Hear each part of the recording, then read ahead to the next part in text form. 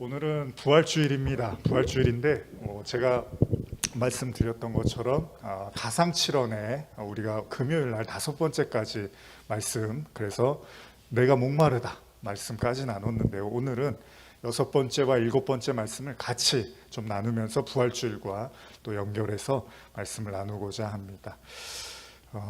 그래서 오늘 나누실 말씀 가상칠언에 이제 다 이루었도다 하고 아버지 내 영혼을 아버지께 맡깁니다. 이제 이런 말씀들을 나누고자 합니다.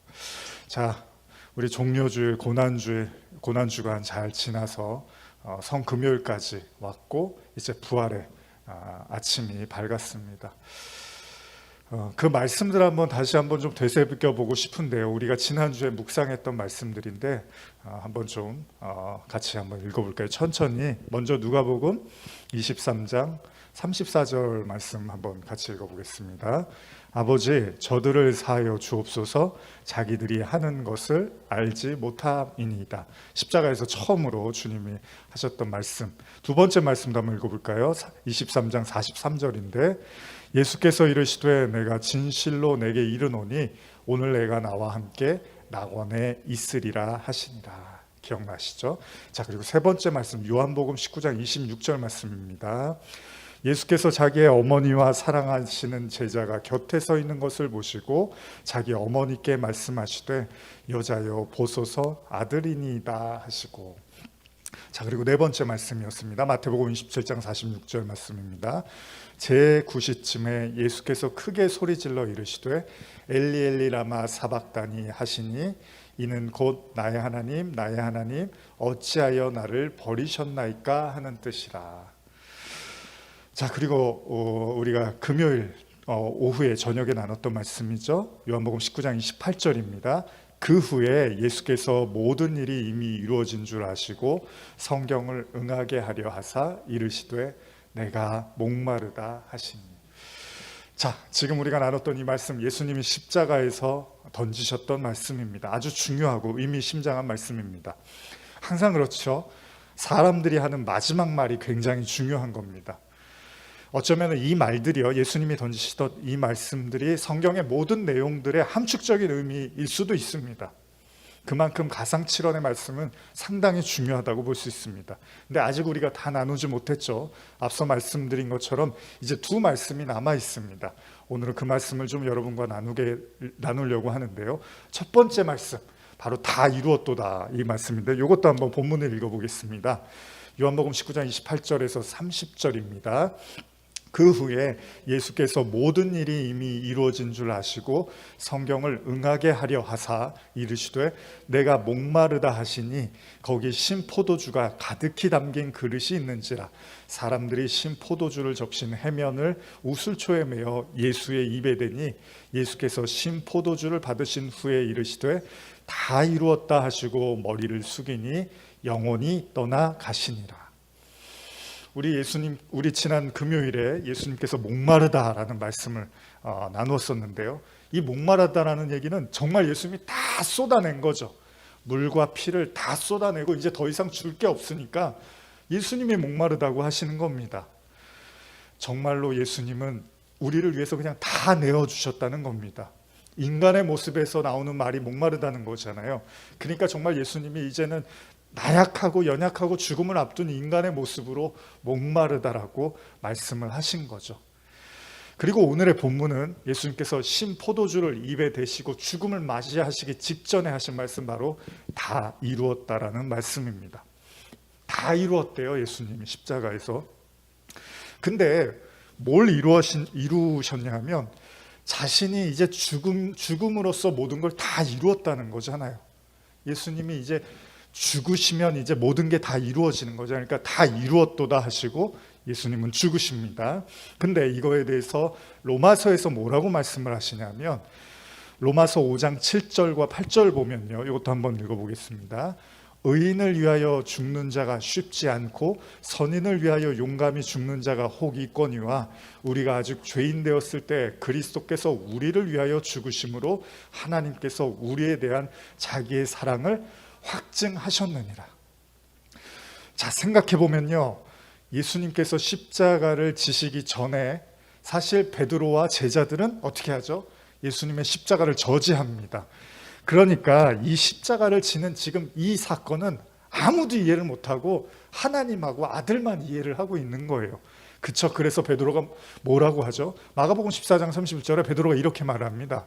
베드로가 힘있게 말하되 내가 죽을지언정 주와 함께 죽을지언정 주를 부인하지 않겠나이다 하고 모든 제자들도 이같이 말하니라. 단 한 사람도 예수님의 십자가를 이해하고 있는 사람이 없었다는 거예요. 그래서 내가 죽을지언정 그렇게 하겠습니다라고 했지만 십자가상에서는 그 약속을 지킨 제자들은 없었습니다. 그런데 예수님은 그것과 관계없이 당신이 져야 할 십자가를 지신 거예요. 그러니까 지지를 받고 한번 잘해보세요, 힘내세요, 예수님 응원해 드릴게요, 십자가 지세요 이렇게 말한 게 아니라 그거 왜 지십니까? 그거 뭐하러 하십니까? 이런 이야기들을 들어가면서 예수님은 모든 인류를 위해서 십자가를 지셨다는 겁니다. 근데 여러분, 제자들이 어땠냐 하면요, 예수님이 십자가를 지실 때 기도를 하시잖아요. 겟세마네 기도, 여러분들이 잘 아시는. 근데 제자들이 그때 어떤 상태였냐 하면 마가복음 14장 32절에서 34절 보시면요, 그들이 겟세마네라 하는 곳의 이름에 예수께서 제자들에게 이르시되 내가 기도할 동안에 너희는 여기 앉아 있으라 하시고 베드로와 야고보와 요한을 데리고 가실새 심히 놀라시며 슬퍼하사 말씀하시되 내 마음이 심히 고민하여 죽게 되었으니 너희는 여기 머물러 깨어 있으라 하시고, 예수님이 이제 기도를 당부를 하셨습니다. 근데 어떻게 하죠? 그 다음에 마가복음 14장 37절 이하인데요, 돌아오사 제자들이 자는 것을 보시고 베드로에게 말씀하시되 시몬아 자느냐, 내가 1시간도 깨어 있을 수 없더냐, 시험에 들지 않게 깨어 있어 기도하라, 마음에는 원이로되 육신이 약하도다 하시고. 그러니까 예수님의 십자가는 지금 누구의 싸움인 거죠, 여러분? 그냥 예수님 혼자만의 싸움인 거예요. 당신 자신과의 싸움인 거예요. 아무도 지금 여기에 관심이 없는 거예요. 제자들도 그러니까 졸고 있는 거예요. 당장 스승이 이제 죽을 수도 있는데 제자들은 이해를 못하는 거예요. 관심이 없어요. 이 땅에 누구도 진정한 십자가의 의미를 알지 못했다는 겁니다. 오로지 하나님과 아들 예수만 이 십자가의 위대한 사역의 의미, 본뜻을 알고 있었습니다. 그래서 그 십자가의 현장에서 이 인류를 위한 죽음을 받아들여야 되는 것, 그건 누구였죠? 예수 자신이었어요. 그러니까 혼자만의 싸움인 거예요. 어떻게 보면 이거는. 물론 하나님도 지켜보고 계셨습니다. 근데 하나님은 어떻게 지켜보셨죠? 침묵을 하셔야만 하는 거예요. 하나님 그걸 져야 되니까 하나님도 가만히 계실 수밖에 없는 상황인 거죠. 그러니 그렇게 무겁고 험난한 십자가를 세상의 한복판에서 혼자서 이제 예수가 져야만 하는 것이었습니다. 근데 예수님이 이 십자가를 질 때 뭐라고 기도를 하시죠? 여러분들이 잘 아시는데 한번 읽어볼까요? 마가복음 14장 36절인데요. 이르시되 아빠 아버지여, 아버지께는 모든 것이 가능하오니 이 잔을 내게서 옮기시옵소서. 그러나 나의 원대로 마시옵고 아버지의 원대로 하옵소서. 여러분, 예수님이요, 이 말씀 너무 잘 아시잖아요. 근데 가만히 생각해 보세요. 어떻게 보면 우리의 눈과 귀를 의심할 수 있습니다. 왜냐하면 예수님이 한 번도 하나님의 뜻을 거스린 적이 없어요. 그렇죠? 근데 지금 십자가를 지려고 할 때 예수님이 뭐라고 하냐면 이거를 좀 하실 수 있으면 옮겨주세요, 이렇게 말씀을 하세요. 여러분, 예수님도 십자가를 지기 위해서 굉장한 부담감과 중압감이 있었다는 거잖아요. 엄청난 고뇌가 있었다는 겁니다. 우리는 그냥 쉽게 예수님이니까 별 문제 없었겠지, 예수님이니까 그렇게 힘들진 않았겠지, 결정하시는데 어려움이 없었겠지. 전혀 그렇지가 않습니다. 본문 더 읽어볼까요? 마가복음 14장 33절 34절인데요. 베드로와 야고보와 요한을 데리고 가실새 심히 놀라시며 슬퍼하사 말씀하시되 내 마음이 심히 고민하여 죽게 되었으니 너희는 여기 머물러 깨어 있으라 하시고, 그 다음 절도 볼까요? 누가복음 22장 44절인데요. 예수께서 힘쓰고 애써 더욱 간절히 기도하시니 땀이 땅에 떨어지는 핏방울같이 되더라. 그러니까 예수님한테도 너무 힘든 일이었어요, 십자가는. 심지어는요, 제자들한테 나약한 모습을 보여. 한 번도 그런 적이 없으셨는데 내가 죽을 것 같다. 너무 괴로워서. 이런 말씀을 하셨어요. 누가복음은 그 기도가 얼마나 간절했는지 땀이 핏방울 같이 떨어지더라는 거예요. 여러분, 절대 십자가가 예수님한테 쉽지 않았다는 겁니다.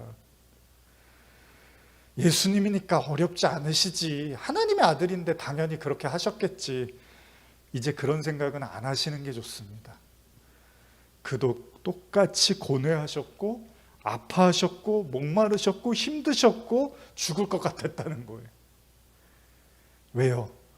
예수님도 우리와 같은 성정을 갖고 계셨기 때문입니다.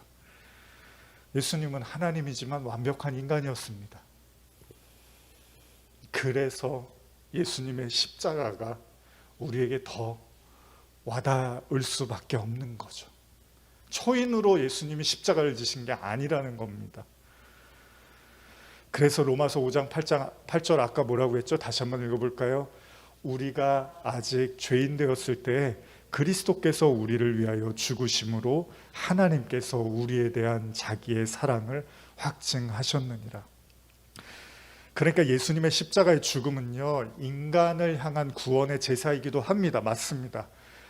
그런데 또 다른 관점에서 보면요, 하나님의 이제 사랑의 확증이기도 하지만 또 다른 관점에서 보면 겟세마나의 지금 읽은 기도를 생각해 보면 여러분 오늘 이게 이제 제가 말씀 나누고 싶은 건데, 예수님한테 십자가는 뭐였냐면 하나님한테 내가 순종할 건가 안 할 건가에 대한 문제였다는 거예요. 그래서 예수님이 그러잖아요. 할 수만 있으면 옮겨주세요. 그런데 제 뜻대로 하지 마시고 아버지 뜻대로 하라는 건, 지금 이거는 인류에 대한 문제이고 구원에 대한 구속에 대한 문제도 맞지만 예수님 개인에게는 내가 하나님의 뜻을 받아들일 건지 안 받아들일 거에 대한 선택의 문제였다는 거예요. 그래서 이 잔을 내게서 옮겨 주시옵소서. 그러나 내 원대로 마옵시고 아버지의 뜻대로 하시라고 기도를 한 거죠. 이게 뭐죠? 이게 순종입니다. 순종. 실제로요, 히브리서에서 예수님의 십자가를 뭐라고 기록합니까? 히브리서 5장 7절에서 8절인데요. 한번 볼까요? 그는 육체에 계실 때에 자기를 죽음에서 능히 구원하실 이에게 심한 통곡과 눈물로 간구와 소원을 올렸고 그의 경건하심으로 말미암아 들으심을 얻었느니라. 그가 아들이시면서도 받으신 고난으로 순종함을 배워서 온전하게 되었은즉 자기에게 순종하는 모든 자에게 영원한 구원의 근원이 되시고. 그러니까 여러분, 십자가에 대한 여러 가지 여러분들의 부활주일마다 듣는 설교들이 있었는데 오늘은 이렇게 생각하시는 거예요. 십자가는 아버지에 대한 아들의 순종이었구나. 그 순종이 뭐였죠? 자기를 죽음으로 내어주는 거였어요. 죽어서까지 순종을 해버린 거예요, 예수님이. 그러니 그게 어떻게 쉬운 일이에요? 그게 어떻게 예수님한테 당연한 일이에요? 그렇지 않았다니까요. 이걸 또 보여주는 말씀이 있는데요, 그게 뭐냐면 우리가 지난주에 또 나눴던 말씀, 가상칠언의 말씀 중에 하나, 엘리 엘리라바 사막다니, 이거 있잖아요. 이게 뭐죠? 예수님이 십자가를 지다가 너무 힘들어서 하나님 어찌하여 나를 버리시나이까, 이렇게까지 기도를 하십니다.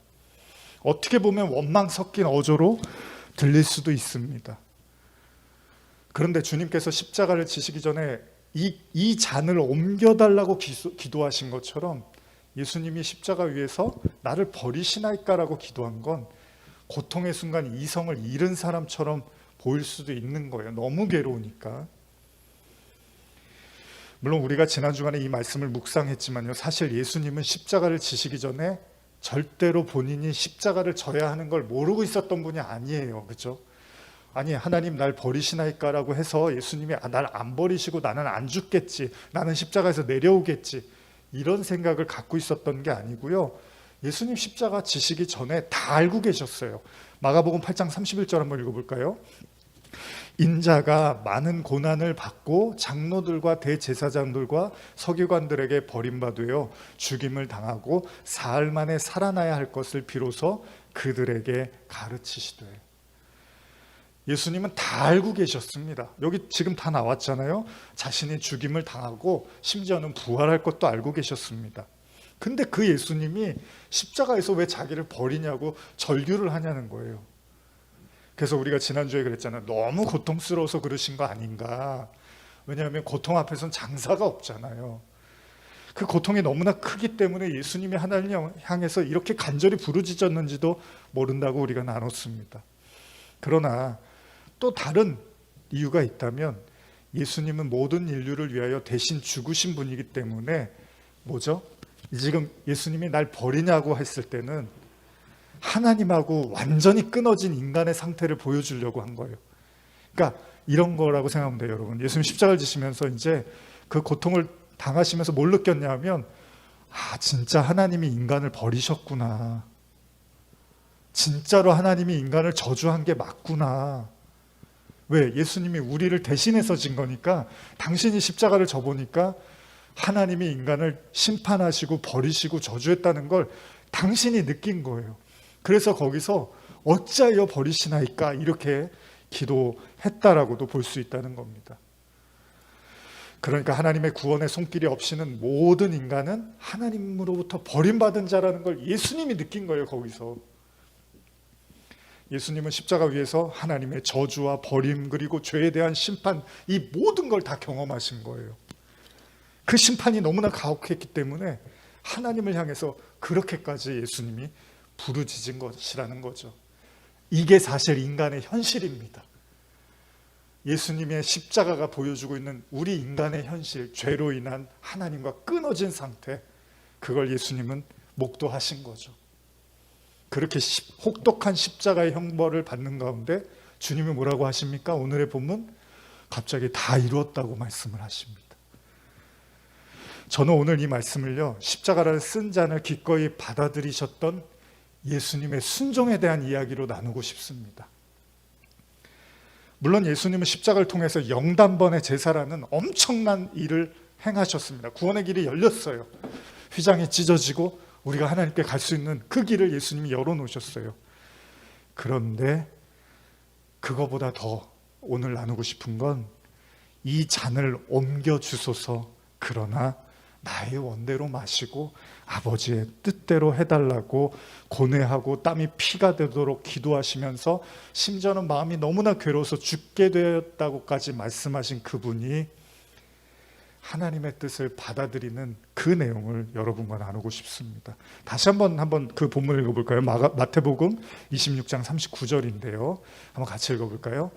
조금 나아가사 얼굴을 땅에 대시고 엎드려 기도하여 이르시되 내 아버지여, 만일 할만하시거든 이 잔을 내게서 지나가게 하옵소서. 그러나 나의 원대로 마시옵고 아버지의 원대로 하옵소서 하시고, 예수님은 누구보다도 왜 아버지께서 자신에게 이 십자가를 지라고 하시는지를 너무 잘 알고 있었습니다. 그리고 그런 아버지의 마음을 이해할 수 있는 사람이 이 땅에는 자신밖에 없다는 것도 잘 알고 계셨습니다. 자, 이제 아들의 선택만 남은 거예요. 그리고 그 아들은 그 십자가를 받아들입니다. 그리고 그 십자가의 마지막 순간에 이렇게 고백하잖아요. 다 이루었도다.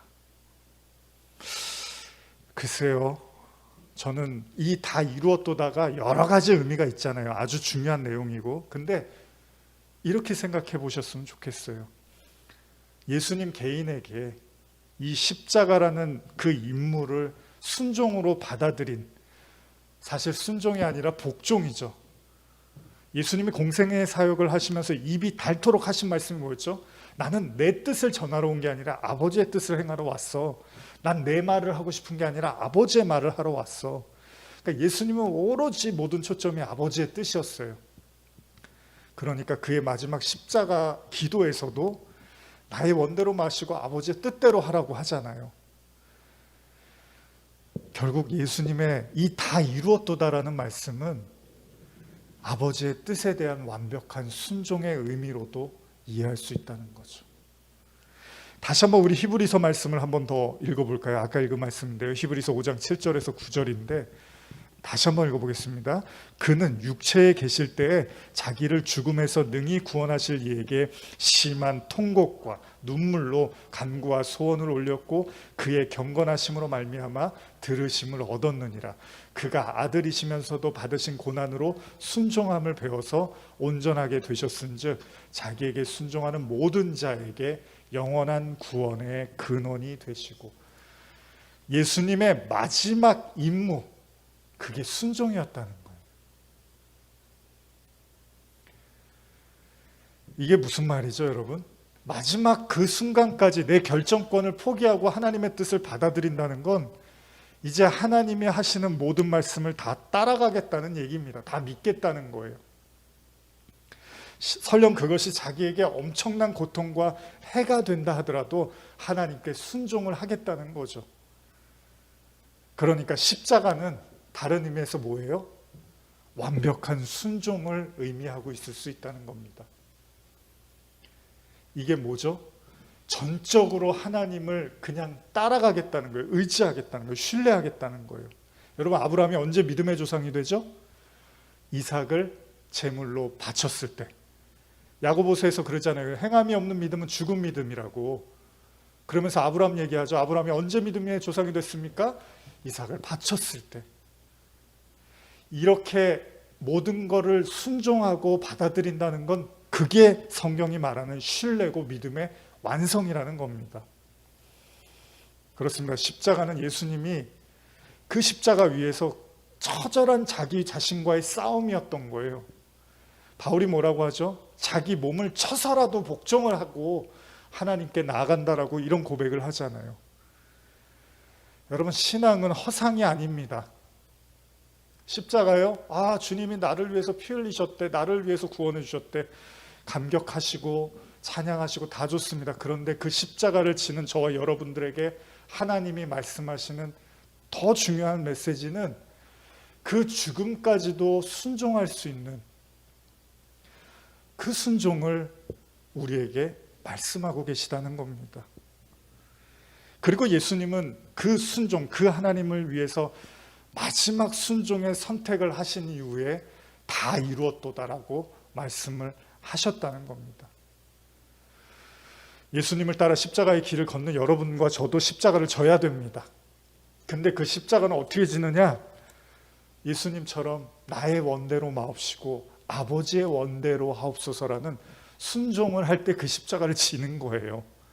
그냥 지는 게 아니라, 그러니까 하나님과 우리와 하나님은 끝없이, 하나님과 우리 사이에는 나의 원이 있고 하나님의 원이 있고 이 싸움이 계속 벌어지고 있는 거죠. 십자가를 바라보는 여러 시각이 있지만 저는 오늘 예수님의 마지막 그 순종을 말씀드리고 싶습니다. 그것이야말로 진정한 십자가의 축복이라고 생각이 됩니다. 제가 이제 마무리하면서 잘 또 정리를 해드리고 싶은데요. 마태복음 16장 24절 한번 보실까요? 이에 예수께서 제자들에게 이르시되 누구든지 나를 따라오려거든 자기를 부인하고 자기 십자가를 지고 나를 따를 것이니라. 십자가 너무 피상적이거나 철학적이거나 감성적으로 생각할 수 있습니다. 그런데 예수님 분명히 말씀하십니다. 십자가를 지려면, 이 십자가를 진다는 건 뭐죠? 나를 부인하라는 거잖아요. 그러니까 예수님이 마지막 그 십자가 앞에서 이 잔을 옮겨달라고 했다가 아닙니다, 아버지의 원대로 하소서. 이게 뭐죠? 이게 자기를 부인한 거잖아요. 이게 어려운 거예요, 여러분. 나를 부인하고 십자가를 진 거잖아요, 예수님이. 그게 십자가를 지는 거라는 거예요. 고생 많이 하고 힘든 일 많이 겪는 게 십자가 지는 게 아니라 나의 원대로 하지 말고 아버지의 원대로 하세요. 이거를 우리가 순종으로 받아들일 수 있으면 그걸 십자가를 진다고 하는 거예요. 오해하지 마십시오. 자기 부인이 분명 우리에게는 때로 힘겹고 고통스럽게 다가올 수도 있습니다. 그런데 여러분, 이게 이제 더 중요한 거예요. 오늘 마무리하는, 예수님이 이제 모든 걸 순종으로 받아들였어요. 그리고 다 이루었다라고 말씀하신 다음에 뭐라고 하셨나? 이제 가상칠언의 마지막 말씀, 요거 한번 읽어볼까요? 누가복음 23장 44절에서 46절입니다. 시작. 때가 제6시쯤 되어 해가 빛을 잃고 온 땅에 어둠이 임하여 제9시까지 계속하며 성소의 휘장이 한가운데가 찢어지더라. 예수께서 큰 소리로 불러 이르시되 아버지 내 영혼을 아버지 손에 부탁하나이다 하고 이 말씀을 하신 후 숨지시니라. 자, 이렇게 완벽한 순종을 한 사람의 마지막 고백은 내 영혼을 아버지께 부탁하나이다.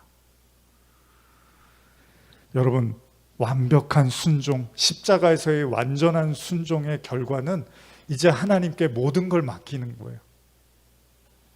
여호와는 나의 목자시니 내가 부족함이 없다고 고백하던 것처럼 저와 여러분들에게 하나님이 자꾸 순종해라, 자꾸 하나님께서 복종해라, 따라와라 이런 말씀을 하시는 이유는 우리를 괴롭히시려고 하는 게 아니라 우리의 모든 선택과 영역을 하나님의 통치와 다스림 속에 두어서 우리로 하여금 안심할 수 있도록 인도하시고자 한다는 겁니다. 여러분, 왜 신앙이 힘든 줄 아십니까? 맡기지를 못해서 힘든 거잖아요. 순종하기가 어려워서 힘든 거잖아요. 시간이 많이 간다고 순종하는 게 아닙니다. 시간이 오래 흘러도 순종 안 하는 사람들은 처음과 같은 모습을 갖고 있을 수도 있습니다. 근데 십자가를 진다는 거는 결국은 내 영역을 하나님께 맡기는 거잖아요. 수모와 수치와 손가락질과 비방과 모욕과 비웃음과 이 모든 것이 따라오지만 그 다음에도 하나님이 여전히 통치하실 것에 대한 믿음이 있는 거죠. 우리가 힘든 분들한테 잘하는 위로가 뭐죠? 조금만 참으세요. 좋은 날이 올 거예요. 조금만 기다리세요. 근데 힘든 사람은 그 말이 안 들려요. 지금 내가 죽겠는데 뭘 기다리고 참고. 근데 신앙은 뭡니까? 그래, 내가 조금 견디고 참고 인내하면 그 다음엔 뭔가 하나님의 결실, 은혜가 올 거야 라고 믿는 거잖아요. 그러니까 결국 예수님도 십자가를 지는 것을 두려워하고 고통스러웠지만 순종으로 받아들였어요. 그리고 진짜 죽음까지 왔어요. 근데 그 순간에 예수님이 오히려 다 이뤘다고 말씀하신 건 나의 모든 것을 하나님께서 주관하고 다스리고 있구나라는 확신이 들자 그는 오히려 다 이뤘다고 하시고 아버지께 내 영혼을 맡긴다고 하시는 거죠. 여러분들은 하나님께 모든 걸 맡기십니까? 여러분들에게 십자가는 자기 부인이고 자기 포기입니까? 만약 그렇게 온전한 순종을 할 수 없다면 우리는 여전히 갈등과 번뇌와 고통으로 우리의 신앙생활을 끌고 나갈지도 모릅니다. 그러나 여러분, 예수님의 마지막 말씀을 기억하십시오. 내 영혼을 아버지께 부탁하나이다.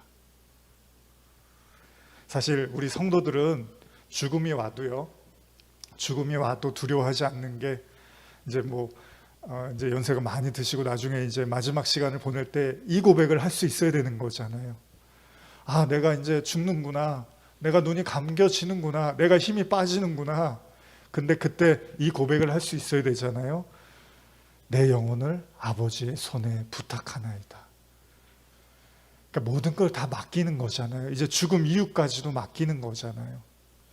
근데 그게 한순간에 되는 게 아니라 십자가라는 순종을 통해서 이루어진다는 겁니다. 그래서 저와 여러분들은 반드시 십자가를 통과해야만 합니다.